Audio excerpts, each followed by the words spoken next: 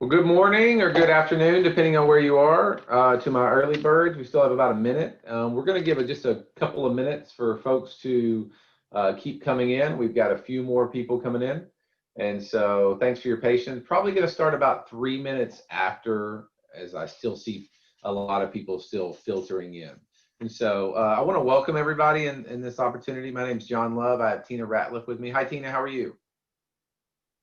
I think you're on mute, Tina.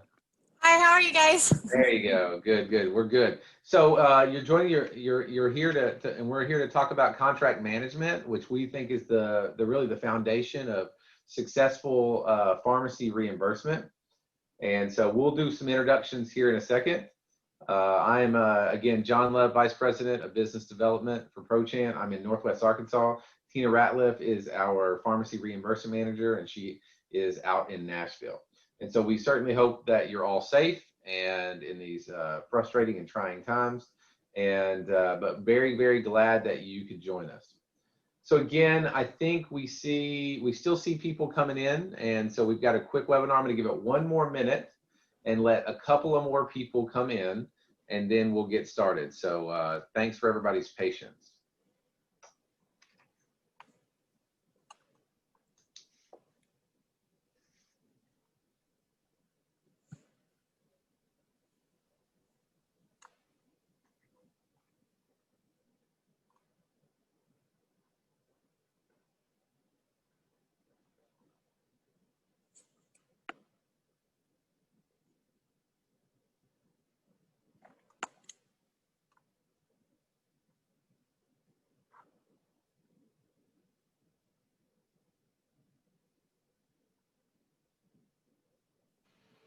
Okay, we still have people coming in, but we're going to go ahead and get started because, as you know, with our webinar series at Prochant, it's only 30 minutes. We only want to take up 30 minutes of your time. We know how busy everyone is.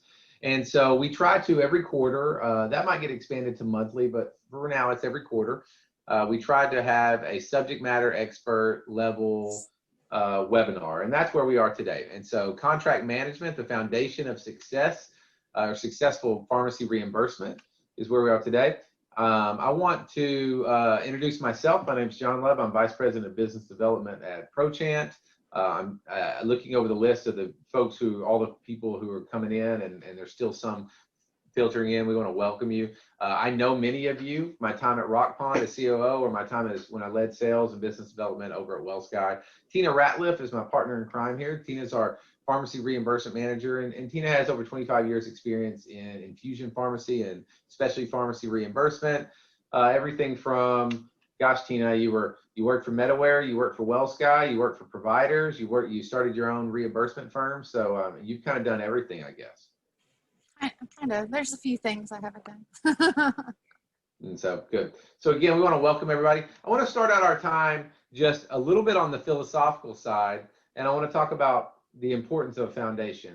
I think this is probably all that we know as human beings and leaders, but foundations are really everything. The problem with foundation is whatever type of foundation you have in anything in your life, the outcomes all spring on the health of your foundation. So if you're the type of person who wants to work out 5 days a week really, really hard, but you also you don't have good nutritional foundation, you're going to be frustrated. The frustration is going to become, hey, I'm doing lots of work, but I'm not seeing the outcome I want. And that is because you have a bad foundation. I tell a quick story about, I was on an executive team with a group that was in a 106-year-old building, and we wanted to renovate it.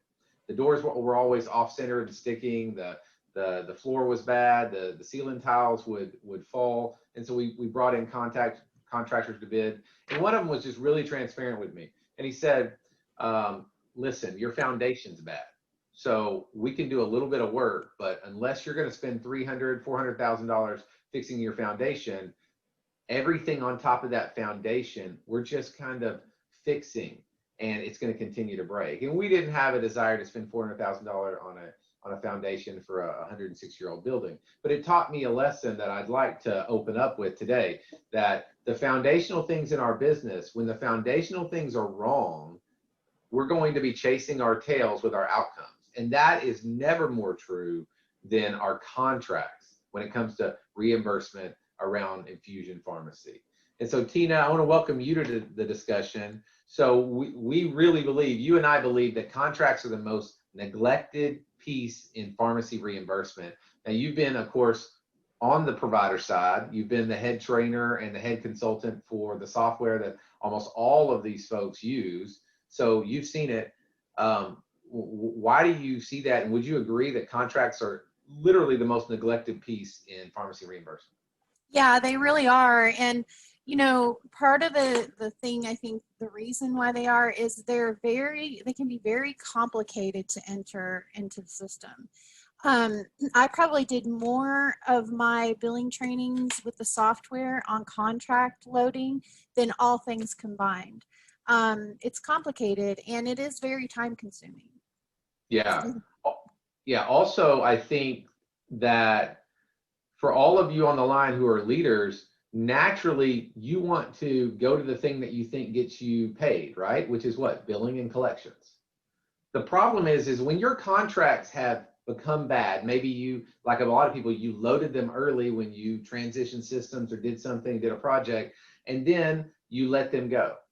And so you're pushing all of your most expensive talent, which are people, and your labor, you're pushing it to make sure that billing and collections, because that's how we get dollars in our pocket. The problem is that your faulty contracts, and this is for good reason, all of you are thinking, okay, we got to focus on billing and collection.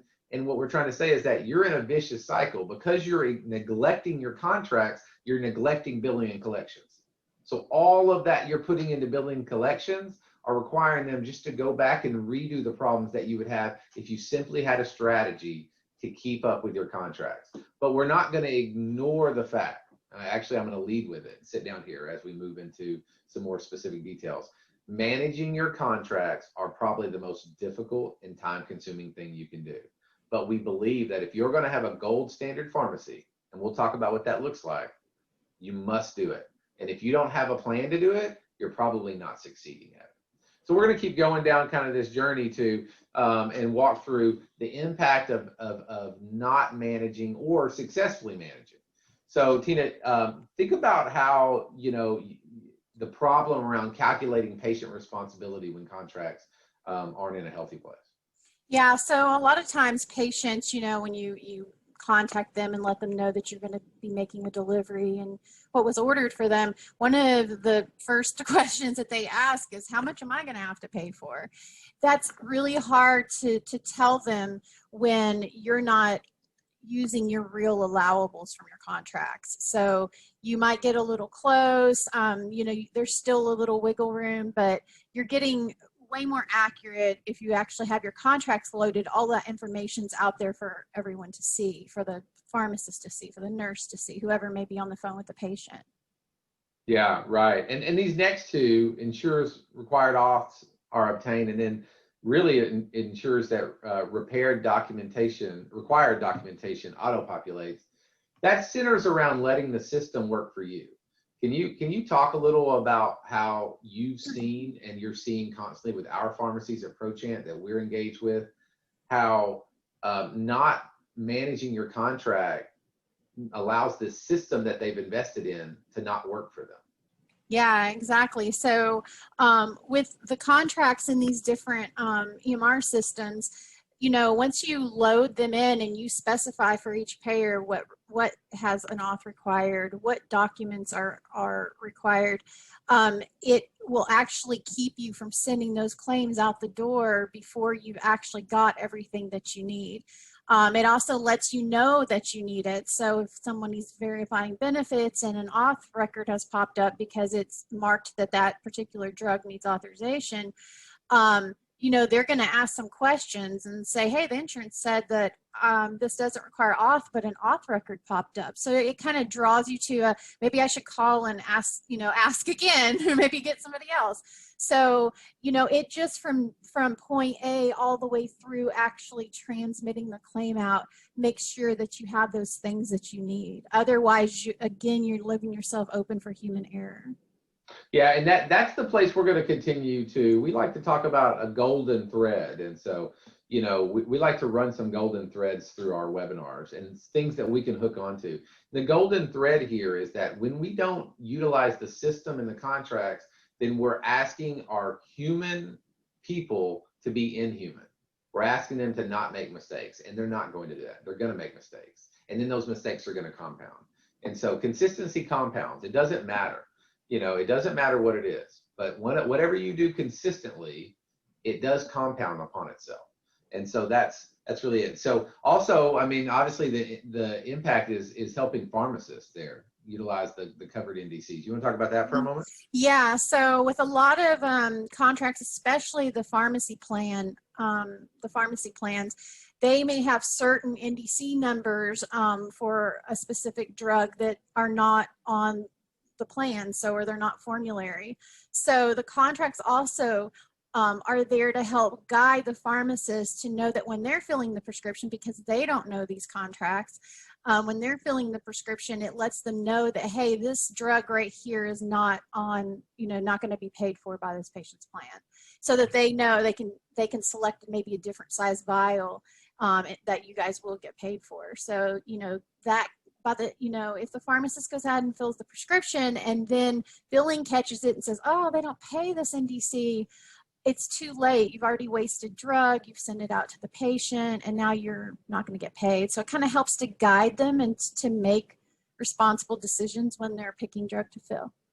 Yeah, so what we're talking about there is wasted time, right? I mean, and so that's not a big deal, right? There's people on the line who are probably like, well, I mean, what's that, 10 minutes? So let's say you have 4 billers and they do that 5 times a day and they do that 25 days a month. Hours and hours and hours of wasted time on something that you're not going to get paid.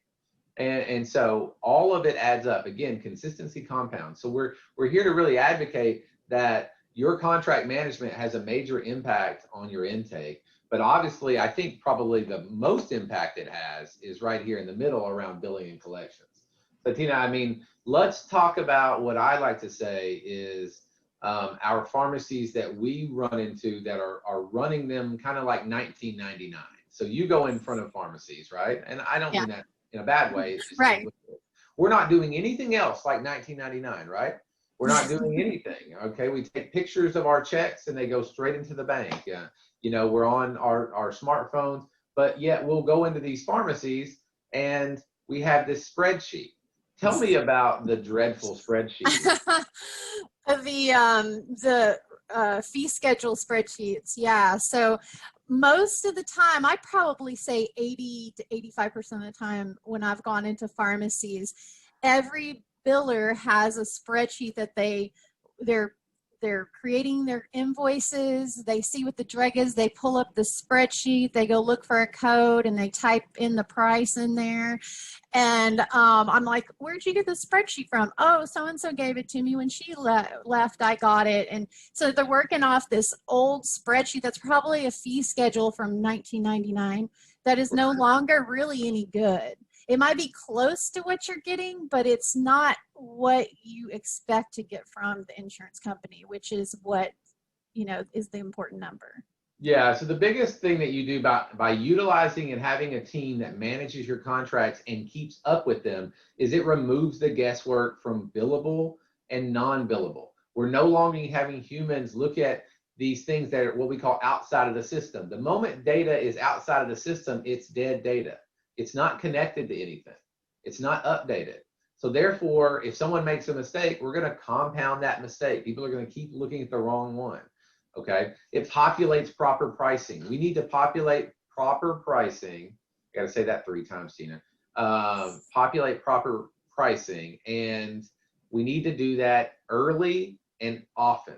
Don't want to make mistakes there because, again, it saves us time.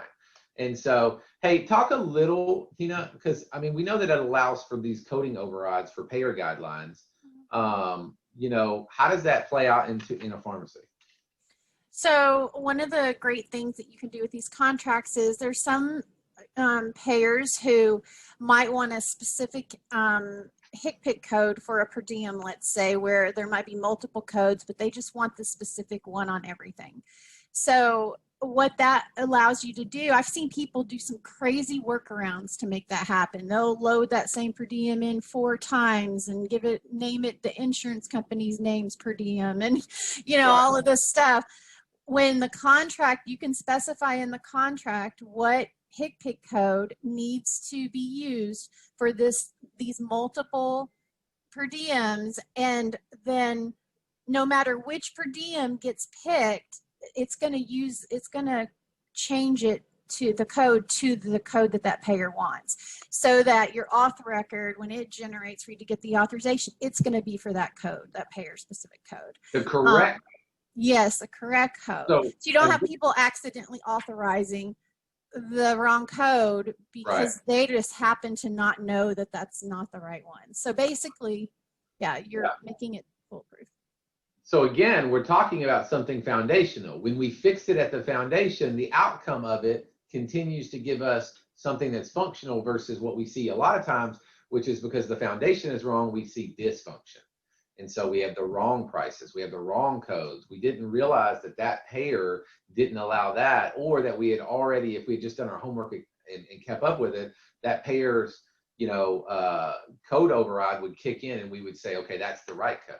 So, I mean, obviously the last two here in a couple of insurement around claims are not sent prematurely. And then, the biggest thing, and I guess I'll let you sit down on these two, is that our collectors, they waste their time a lot. Yeah. So a lot of times when the payments come in and they're posted, a lot of the times the cash poster doesn't really know if this drug is paid correctly, if there's a balance left over. So a lot of times, just to kind of err on the side of caution, they're going to leave that balance out there. And when you're using pricing that's old, or pricing that someone's typoed, or that's going to be time that the collector is going to have to look into that, whether they call the payer or they go find the real pricing, when really you could have originally booked that revenue accurately, and that collector wouldn't be wasting that time. Yeah. So again, the foundation of our contracts, and again, are they set up correctly, and do we have a plan to ongoing manage them? I want to sit for a second and kind of tell a quick story. We were doing some conversation with some consultants recently, and I met with a woman who's just incredibly bright.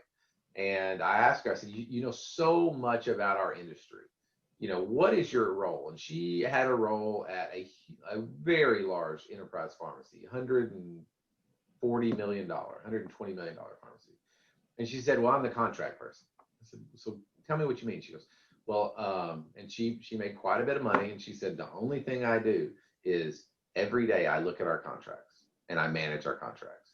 And so I said, so your organization, a very forward-thinking organization, has dedicated staff that don't have any other roles except ensuring that the contracts are set up and maintained perfectly across the organization. She said, yeah, it's me and 2 other people. And so they had 3 people on that. And I know that there most likely isn't, $140 million national pharmacy on the line. There may be, but there's a lot of people on the line, so there could be. But the question is, how do we take that type of strategic thinking and make that work at wherever we are, being a small cap, mid cap, maybe growing into a national that wants to go regional or wants to go national? Because the foundation of it is, as we move on, is that it has to be set up correctly and managed ongoing, and it's not really an option, just to be honest with you. Real quickly, most of the people on here know me and some of my former roles at Rockpond Solutions. So I have yelled at most of you over your reporting quite a bit. And so I made a living out of that for a long time. But Tina, we have seen on my side at Rockpond, your side at Medaware and WellSky, that when your contracts aren't set up, your revenue reporting, your AR reporting, and even worse, your profitability reporting, it's garbage in, garbage out, right? Exactly. So sometimes, you can look at a profitability report where, one of the main numbers is the revenue for that particular delivery.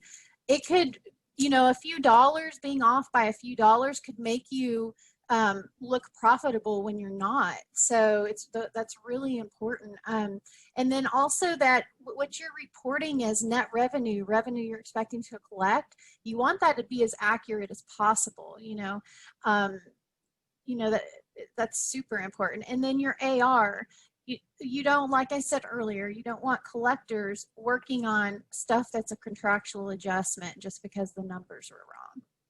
Right. Yeah, absolutely. Kind of staying here with setting up and now going to ongoing maintenance. So I'm under the belief that the ongoing maintenance is of the most important. So we see all the time, hey, we switched from CPR Plus to CareTend, we switched from this to Brightree, whatever it is. And we took all of our time to really upload our contracts and to do it well. And then we never went back to it.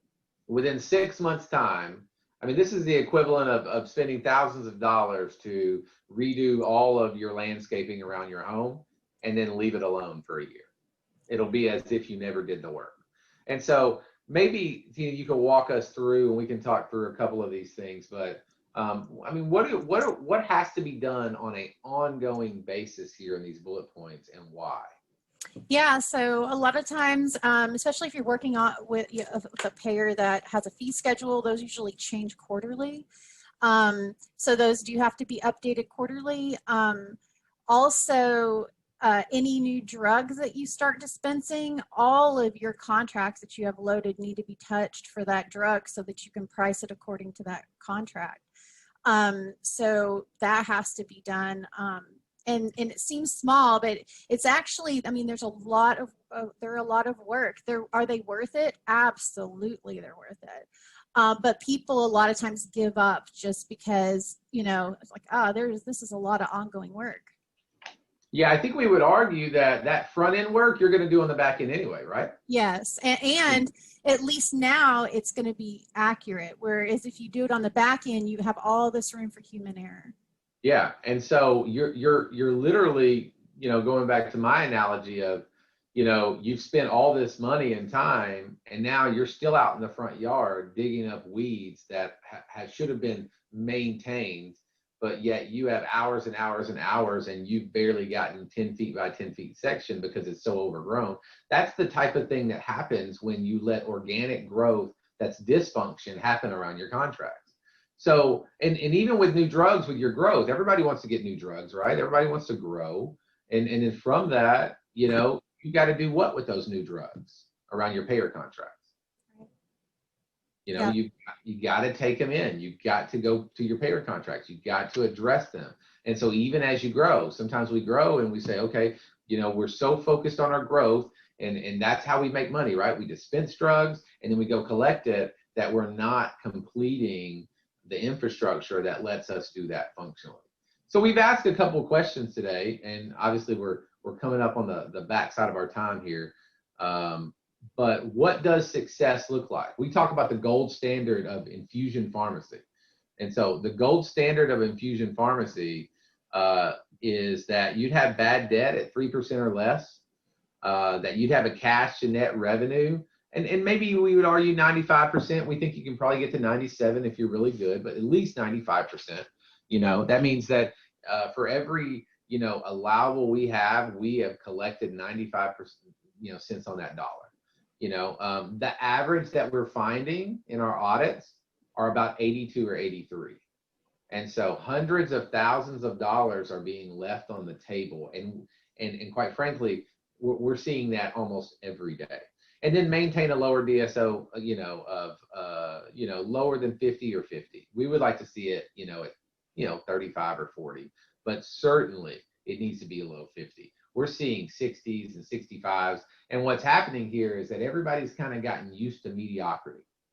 And it's like, okay, I'm getting 85% of my cash to net revenue, and I've got a 65, person, or a 62 or a 55. And so we're going to ask the question, but you're leaving 10% of your cash on the table and you're getting paid 2 weeks less. So why? Why is that something that you've been, you've grown accustomed or grown comfortable with? And we would hope that you would say, we don't really know, but we'd like to understand that next.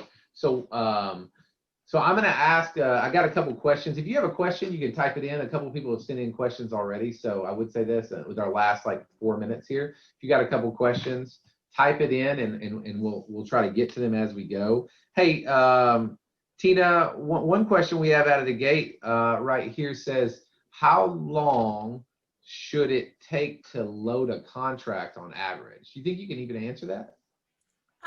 It really depends on a few things. It depends on this, if you're doing a fee schedule contract or if you're doing a percentage of a certain number like ASP or AWP. With PickPick contracts, they do take a little bit longer. Just depends on, depends on how large your inventory is. If you have 20,000 things in there, it's going to take you longer than it is if you had 100. So it's really hard to tell. It's mostly based on how the setup of the fee schedule and how many items you have. Okay, great. I have another question, and again, I've got 3 here. If there's more, please type them in and let's talk. And so, see if I can read this. Oh, they want to know the best procedure to manually enter contracts. Do you have like a best practice or like? I like to make templates. So I like to make, because you can copy when you're creating contracts. So I like to make myself a template that I can copy. Maybe it doesn't have the prices loaded, but it has all the items I want. Maybe it has all the billable, what's not billable set up. That's pretty across the board, a common setup. I like to create templates and copy those and then just tweak them to how I need them. So that's the easiest way, if you can get away with that, is creating yourself a template. Yeah. Last question here, kind of jumps the gun here. Someone wants to know, what's the range of costs for outsourcing certain policies and certain things.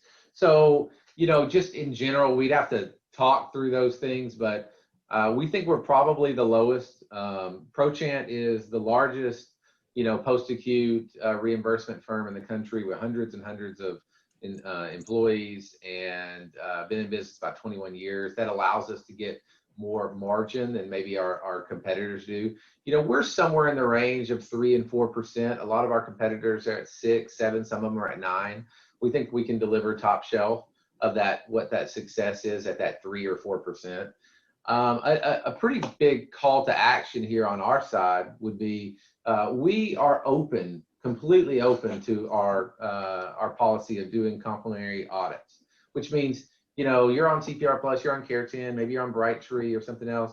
You're going to simply say, hey, I want to do an audit. I want to do a third-party audit. It's free. We're glad to do it for you. We're going to come through and we're going to analyze your cash and net revenue. We're going to do an AR analysis. We're going to do a random ticket review. We'll probably pull 25 tickets. We'll look through those tickets to see what was the process. Did we bill everything? Did we leave per diems off?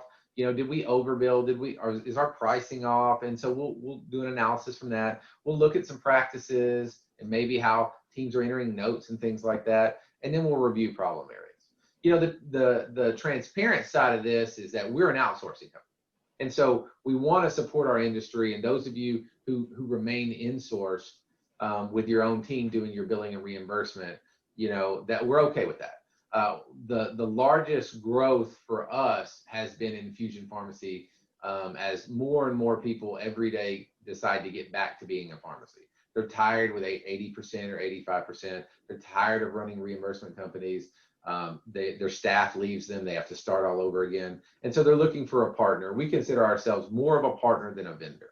And so certainly we would want to have that conversation with you. We want to do a complimentary audit. Again, it's absolutely, we'll sign a BAA and do one of those very quickly. We can turn them around and you'll get a third party look at, hey, how is my team doing or how is my strategy? The biggest takeaway is that you have got to invest in your contracts. And if you need to hire people, then we would encourage you to hire people. We would ask you, hey, do I need to hire people or do I need to look to a group like Prochant who already has all of these resources available to me and that can standardize my business? And so lastly, here is my email and Tina's email. I want to thank everybody. We're at the end of our 30 minutes. Every quarter, we try to provide you something 30 minutes with really some tracks to run on. We care about this industry. We care about your businesses. We want to see them grow. We want to see infusion continue and pharmacy continue to grow. And so please reach out to us. I'm sure we'll send a follow-up email. I'll personally email you and ask you if we could have a call. But reach out to us and let's have a conversation. Mostly, I want everybody just to stay safe. We're in the middle of a very strange time. We got to stay together. And so I appreciate everybody taking the time, and happy holidays and happy Thanksgiving. And we'll see you next quarter. Bye, guys.